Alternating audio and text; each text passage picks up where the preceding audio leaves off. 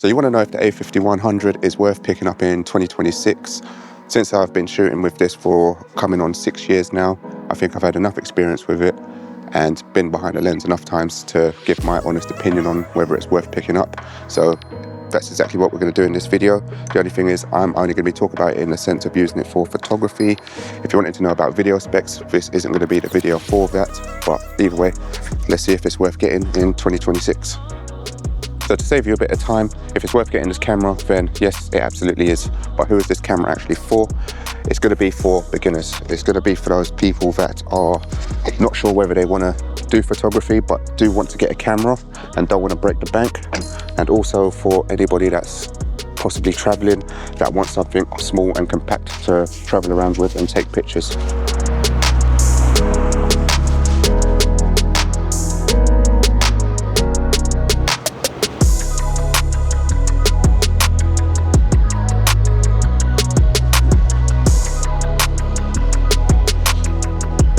So obviously with any camera, the main thing that we're going to be looking at is picture quality. At least that's the first thing I consider anyway.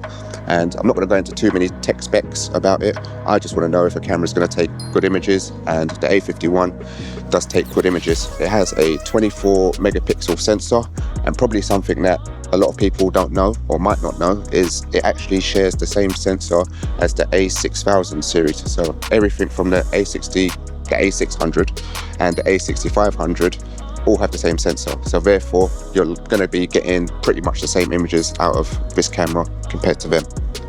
Only difference being that obviously those ones are a bit newer and have more processing power compared to what's in the A51. The pictures that you get out of this camera are going to be fine. They're going to be perfect for anything that you're posting on social media. They will be fine for doing like household prints, anything that's not going to be too big. I wouldn't be expecting anybody to be shooting billboards with a 5100. You're going to be looking at a different camera for that kind of thing, really, aren't you? So for your everyday use, your social media posting, your Facebooks, all that sort of stuff, you're not going to have no problems with this, and I've had no issues with the sort of posts that I've been putting out with this camera. Another thing that we obviously have to consider is how the camera performs in low light, and I would say that this camera does what it needs to do, and it performs the way that you would probably expect a camera in this level to perform. There are going to be times where it may struggle, but there are going to be times where it will perform well, and it all depends on what your situation is, how much light you've got, and the lens that you're using. Obviously you've got ISO, obviously you can bump the ISO. Depending on how high you bump that is going to affect how your images are going to look on this camera. I personally don't tend to go over 6500 with it, but I will push it if I need to, with the obviously knowing that I'm going to get some sort of grain in there, and we'll just deal with that later on if we have to. The camera shoots in RAW, it shoots in JPEG, which is obviously something that we want from our cameras. We want to be able to shoot in RAW, we want to be able to bring that back into our editing software to do what we want to do with our images, and this camera is going to let you do that. So all in all, for images, no problems whatsoever. In fact, here are some images of the 5100 and another camera, and see if you can spot the difference between the two.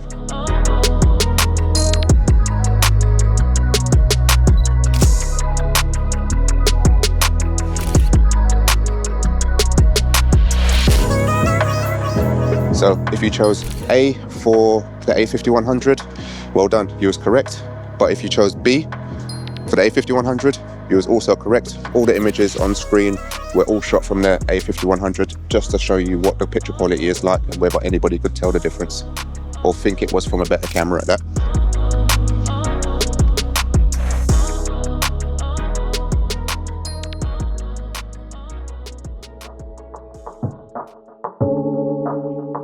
So the next thing we're going to look at or talk about quickly is how the camera performs.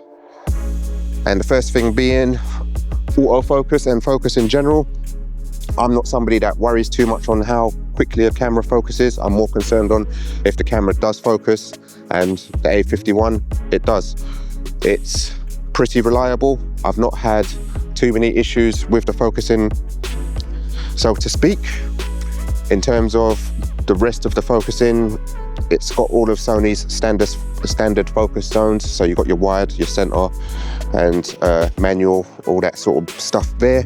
You've also got tap to focus, so you can just tap the screen and do it because there is no physical button to change your focus area.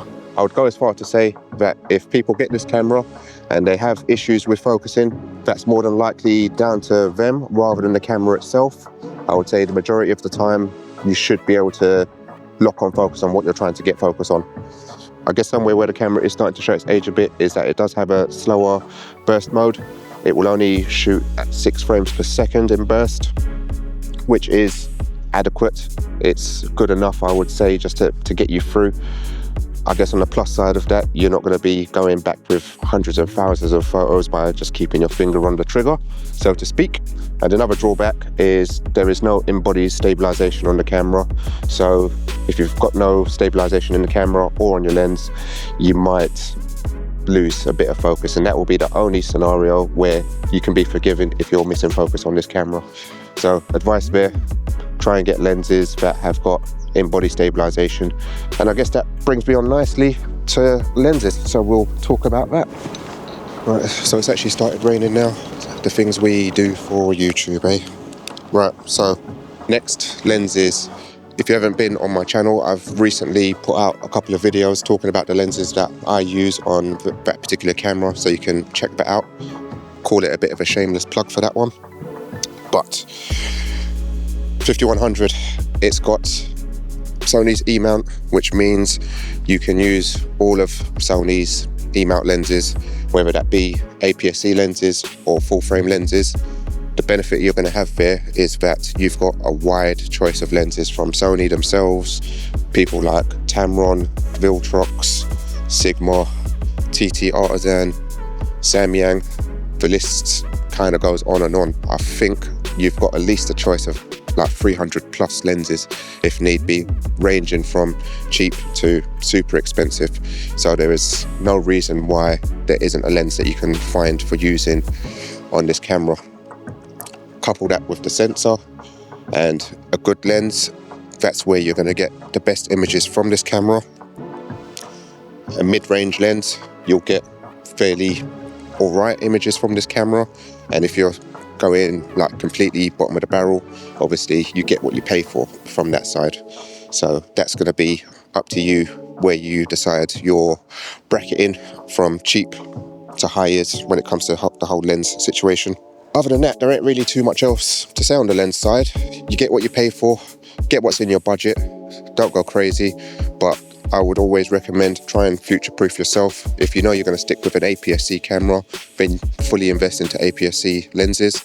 If you think one day you're enjoying photography and you want to upgrade to a full frame camera, I would definitely sort of advise buying full frame lenses for what you can afford at the time and build up from there, because that way you ain't having to buy twice again. So that's how lenses look on the A51. I'm going to keep it moving and move on to talking about portability, as you can see.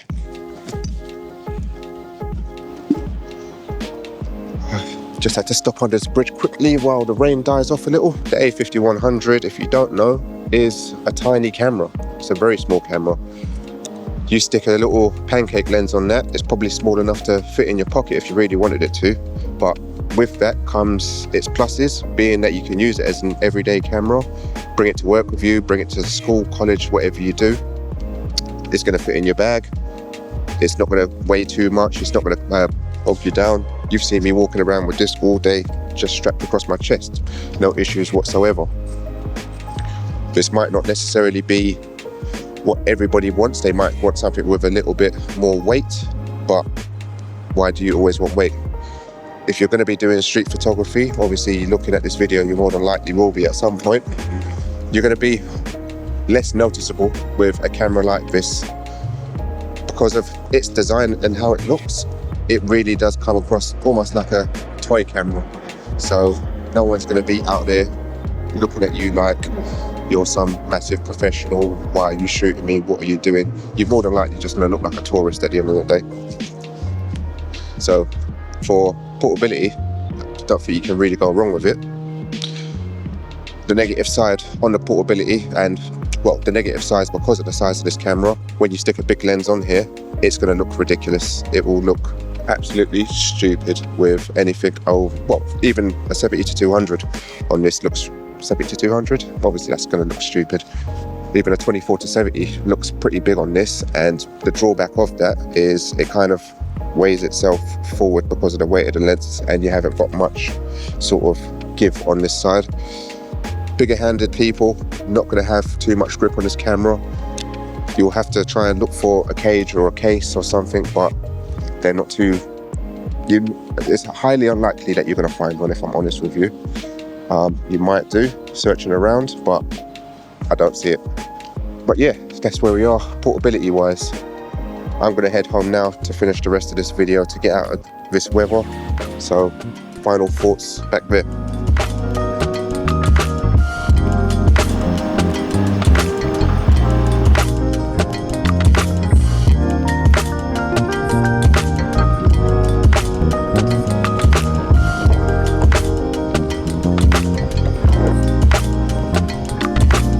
Said at the start of this video, I think it is still worth picking up this camera. Regardless of its age, it still holds up with the a6000 series, and anything that you're doing with it is going to come down to how you actually handle the camera.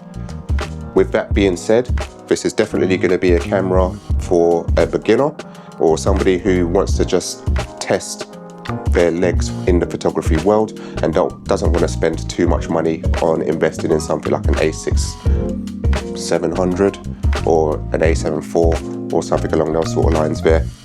But if you're wanting to get into the Sony ecosystem for what, about £150, you can probably grab one of these for. It's pretty cheap. If you are new to photography, this will benefit you in the sense that it will make you actually learn photography in the way that you need to learn it with the basics. If you're wanting all the AI stuff, or you're wanting super fast autofocus, things that not everybody cares about, but some people do, this isn't going to be the one for you. With that being said, you've seen some of the images that come from this camera. I'm still using it. I will still be using it next year. I took it on a trip with me earlier on this year and got some good images from it. So do with that what you will. It's up to you what you decide to invest your money into. I'm just here to kind of show you that you can still do stuff with older cameras. Trust the battery to die while I was doing the outro. So I'm going to finish things up here now anyway. If you've got any questions about the camera, I will do my best to answer them in the comments. If you want to see a video about how this camera does actually perform with video, then let me know. If there's enough interest, I'll see what I can do with that. If you liked the video, it would be appreciated if you could give it a like, share, do what we can to try and push this, because this is what we have to say at the end of a video apparently. And hopefully you did enjoy it and it was enough information in there for you. But until the next one, guys, peace.